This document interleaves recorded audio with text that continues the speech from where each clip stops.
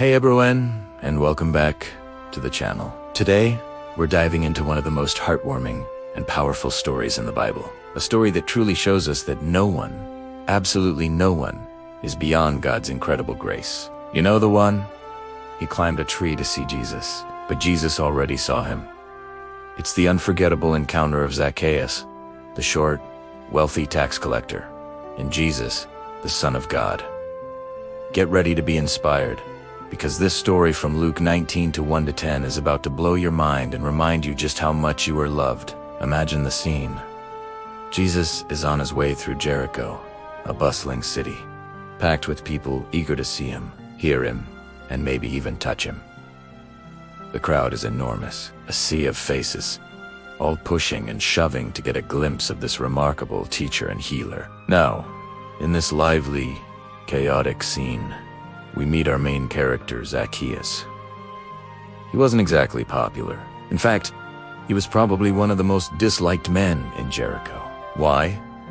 Because Zacchaeus was a chief tax collector. And Bactrian tax collectors weren't just collecting taxes for the Roman Empire. They were notorious for lining their own pockets, often extorting more money than was due, making them rich at the expense of their own people. They were seen as traitors, collaborators, and sinners, despised by their community. So, here's Zacchaeus, a man with a heavy reputation, a man who, despite his wealth, must have felt incredibly isolated and lonely. But there was something different about this day. Something stirred in his heart.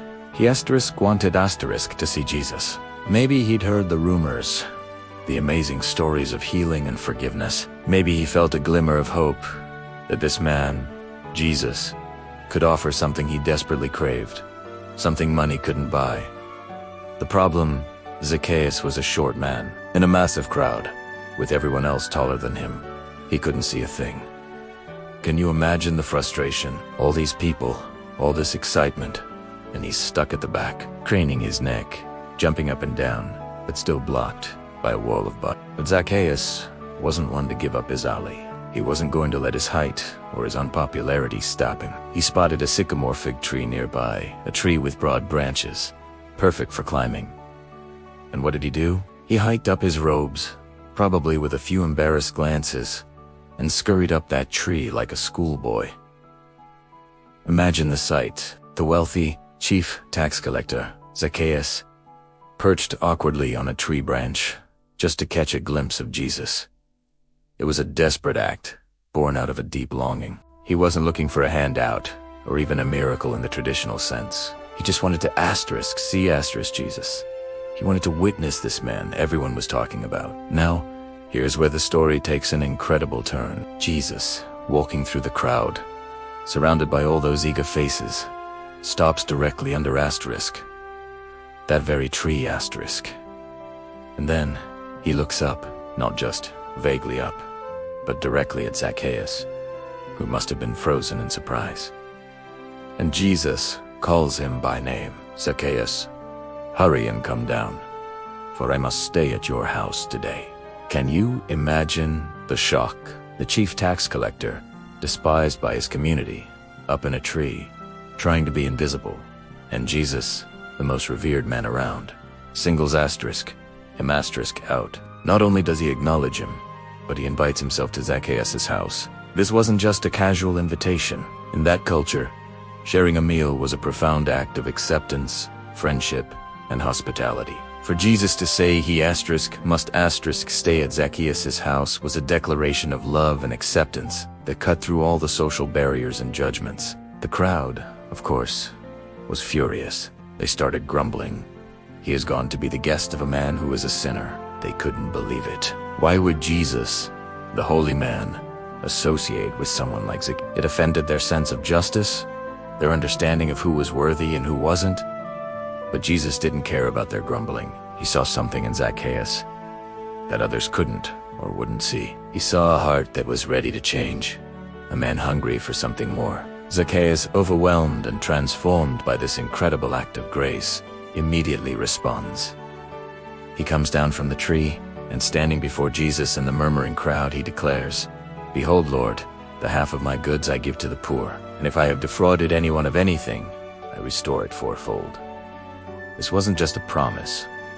It was an extraordinary commitment. Giving half his possessions to the poor was immense. And restoring fourfold was far beyond the legal requirement of simply paying back what was owed plus 20%. This was a radical, sincere act of repentance and restitution.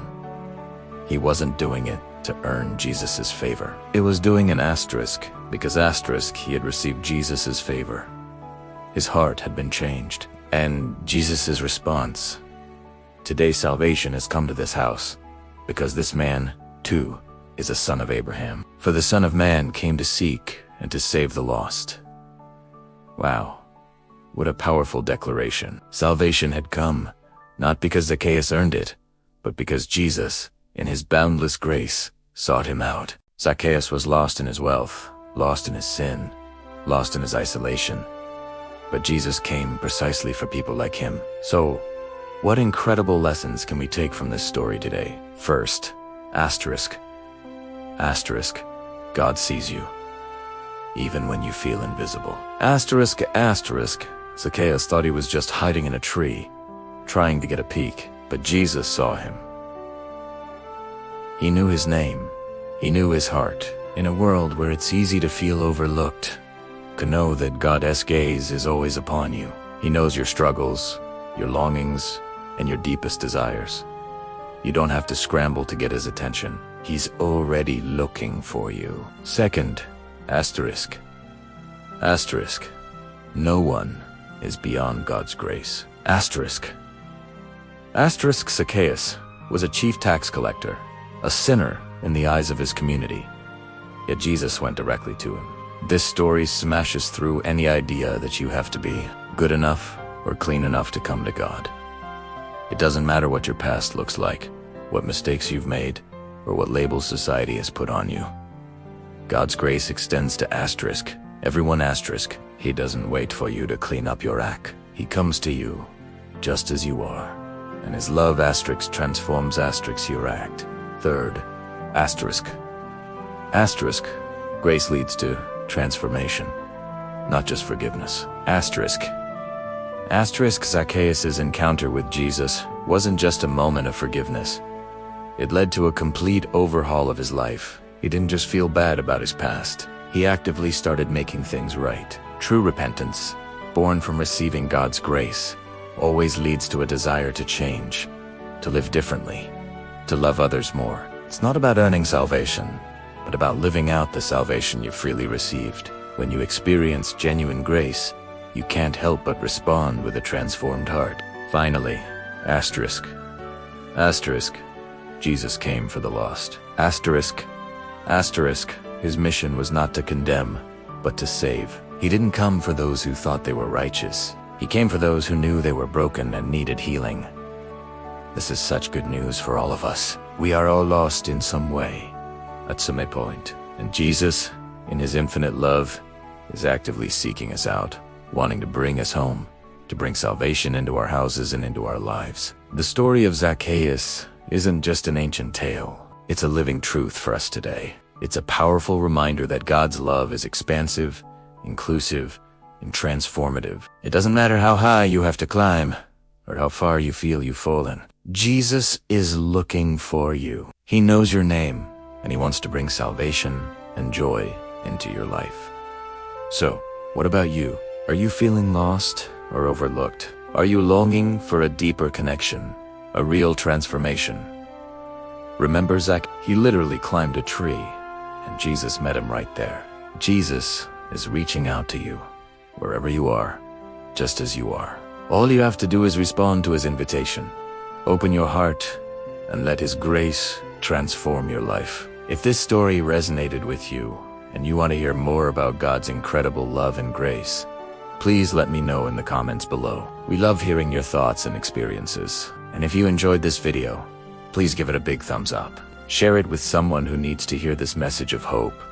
And definitely subscribe to the channel so you and miss out on more inspiring stories and lessons from the Bible.